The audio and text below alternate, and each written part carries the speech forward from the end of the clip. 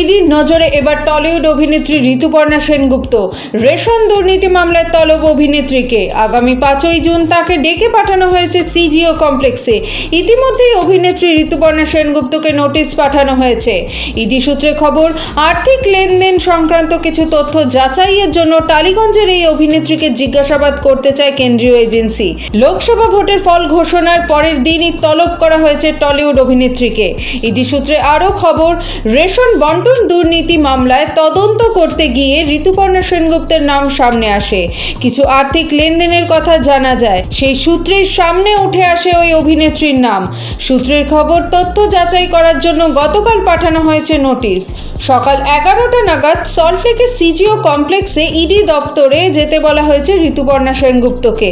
প্রসঙ্গগত, ration দুর্নীতি মামলার তদন্তে নেমে আগেই গ্রেফতার হয়েছিল রাজ্যের প্রাক্তন খাদ্যমন্ত্রী জ্যোতিপ্রিয় মল্লিক। রেশন দুর্নীতি মামলার জাল আরও কতদূর ছড়িয়েছে তা জানতেই তৎপর ইডি।